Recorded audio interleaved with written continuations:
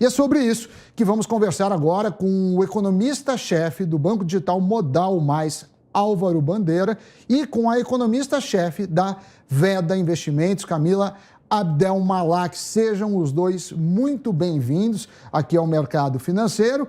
E eu vou começar com a Camila.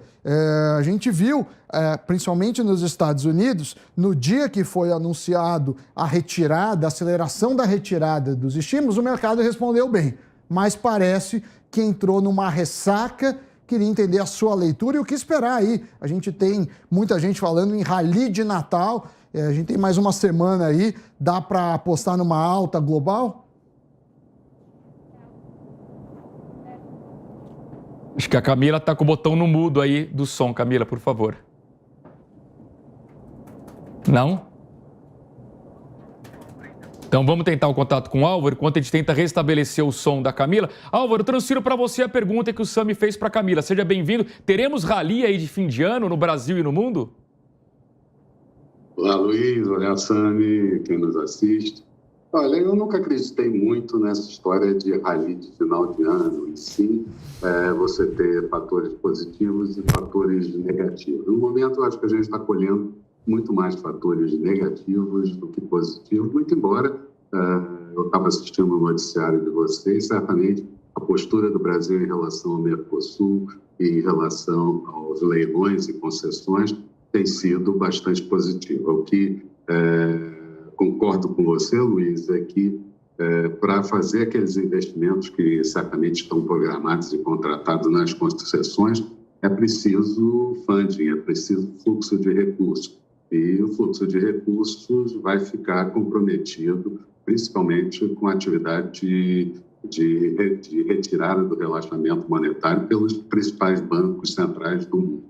Mas, voltando às bolsas, aqui é sempre possível a gente ter uma melhora de final de ano, um fechamento um pouco mais tranquilo, o Congresso vai entrar em recesso, o Judiciário também, o que reduz um pouco o lado político, e a gente não pode esquecer que a gente está muito defasado em relação a outros mercados do mundo que andaram batendo recordes seguidos. Bolsas americanas têm uma valorização acumulada no ano de 20% ou mais em alguns casos. Aqui a gente tem ali lutando para ficar abaixo dos 10% negativo no índice Bovespa. Então tem algum espaço, mais ainda o dólar deslocado, tornando as ações brasileiras mais baratas. Então é possível que a gente tenha algum esforço nesse finalzinho de ano. Mas rally em si, só pelo fato de as pessoas buscarem uma melhora dos mercados sem ter um fato que embase, eu acho complicado, eu acho que não. Álvaro, esse ano a gente viu a Bolsa Brasileira, como você bem falou, se descolando das bolsas internacionais. O Brasil amarga uma posição entre as piores bolsas do ano, se medirmos em dólar. A gente viu que quando tinha algum ruído interno, a bolsa caía, e quando tinha algo negativo externo, também nos puxava para baixo. O inverso não foi verdadeiro. Você acha que ano que vem, 2022, a gente entrando num ano eleitoral, deve seguir nessa toada? Você diminuiria a sua exposição ao risco se você recomendasse a carteira para alguém? Eu te explico por quê. Na verdade, é um ano muito complicado, 2022. A gente já larga com lado fiscal deteriorado, a gente larga com uma expectativa de inflação batendo no teto da meta, que é 5% do Banco Central, a gente larga com taxa de juros Selic na faixa de 11,75%, 12%, e uma expectativa de crescimento do PIB zero. Bom, isso tudo levaria para uma postura de tentar reduzir um pouco o risco. Eu acho que a palavra correta para os mercados ao longo de 2022 é de grande volatilidade e alguns sustos com todo o processo eleitoral que vai virar o ano e vai começar logo a correr solto tudo isso. Mas eu diria que as empresas, de uma forma geral, se prepararam.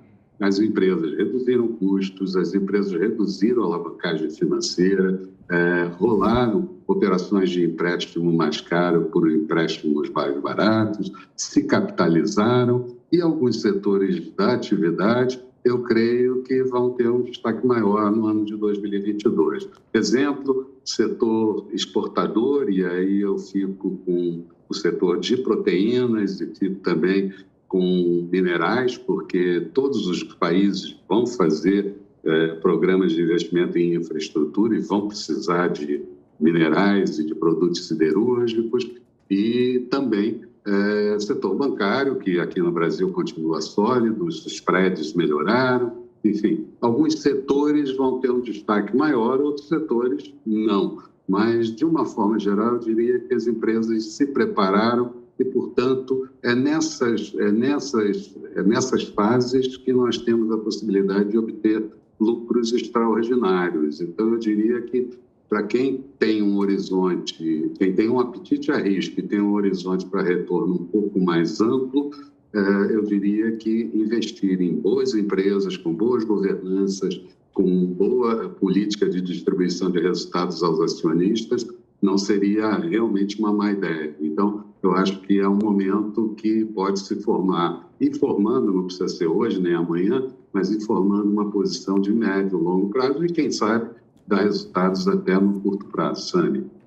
Álvaro, pegando o gancho na sua fala, e para quem não tem apetite a esse risco, né? Vamos olhar um pouquinho para a renda fixa. Você acha que é uma boa hora para travar uma taxa pré-fixada? Está muito cedo, atrelar as taxas Selic é um bom caminho? É melhor título público, é melhor título privado, como CDBs de bancos? Qual seria a orientação para aquele investidor com menos apetite a risco?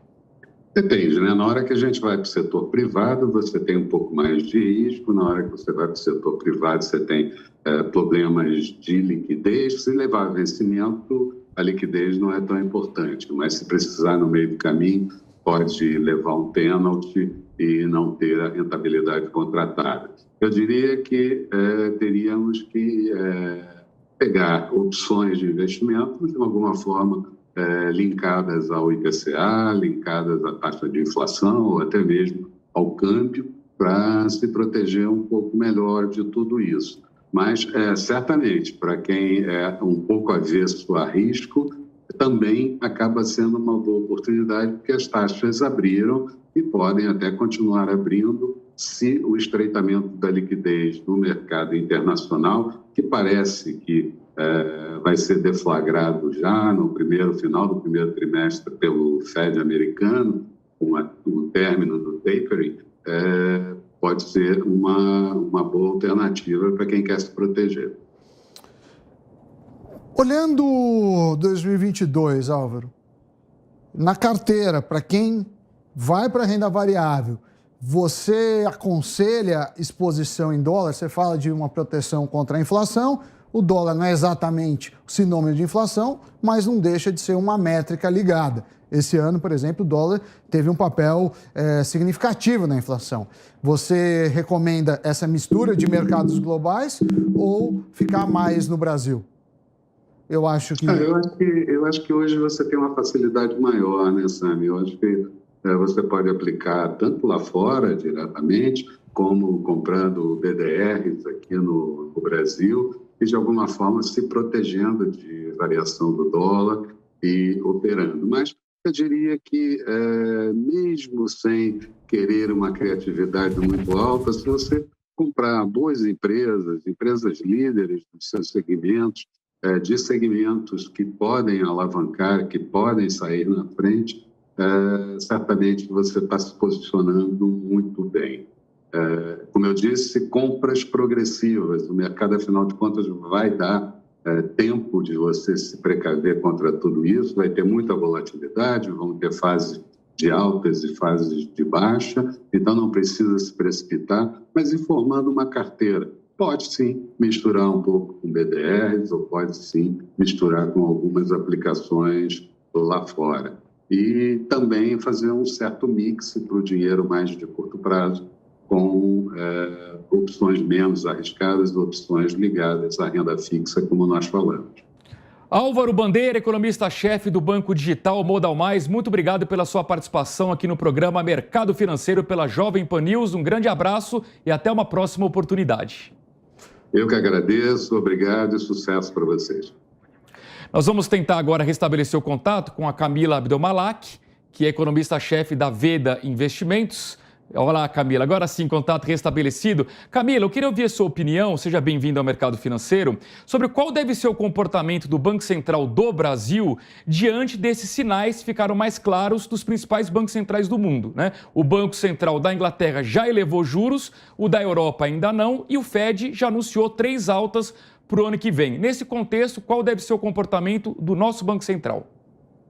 Bom, na verdade, o nosso Banco Central ele já vem desde março elevando a taxa de juros por conta dos problemas domésticos. A gente tem um cenário inflacionário complicado em conjunto com o tal do risco fiscal devido à condução das contas públicas, e isso acabou exigindo um esforço monetário até maior do que previsto pelo Banco Central do Brasil.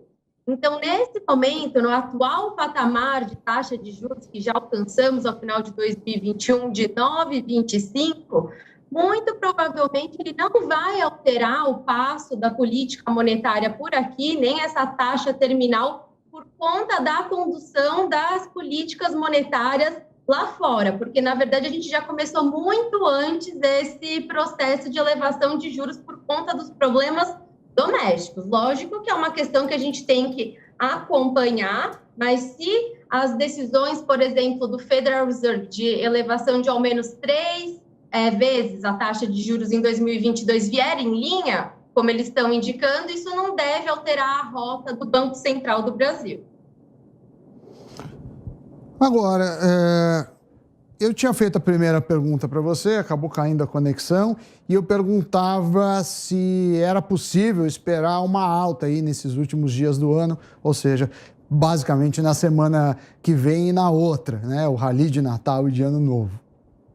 Eu acho que o meu áudio ele foi sabotado de propósito, porque essa é uma pergunta muito complicada, né? Assim, nada é impossível, isso que a gente pode ver. O que a gente escuta muito é que o mercado brasileiro ele está barato, que as ações elas estão descontadas, que tem espaço para o mercado acionário caminhar. No entanto, a gente sabe que fica refém do cenário político e a grande expectativa é justamente esse ralizinho nas últimas 2 semanas, é porque o Congresso ele sai para o recesso, deixa de ter um pouco de notícia política e a gente consegue ter aí alguma recuperação. A gente tem aquela máxima no mercado financeiro que não ter notícia já é uma notícia positiva. No entanto, a gente está acompanhando no cenário internacional um certo mau humor, que acaba colocando aí um pouco em dúvidas essa questão do rally de final de ano. A gente tem que acompanhar atentamente os desdobramentos dessa nova variante, que inclusive está impactando no mercado lá fora no dia de hoje. Agora, Camila, já estamos com o pernil do Natal já entrando no forno, 2022 batendo a porta. A pergunta objetiva é, no ano que vem o Brasil cresce ou recessão econômica? Isso daí é uma das...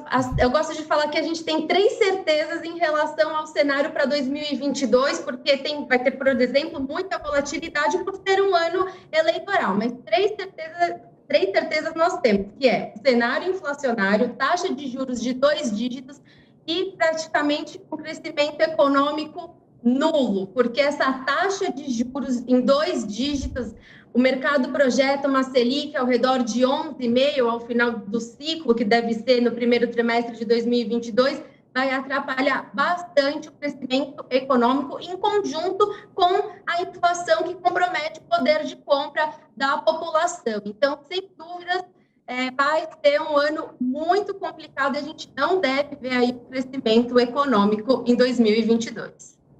Camila, muito obrigado pela sua participação aqui no Mercado Financeiro. Aproveito aí para desejar um feliz 2022.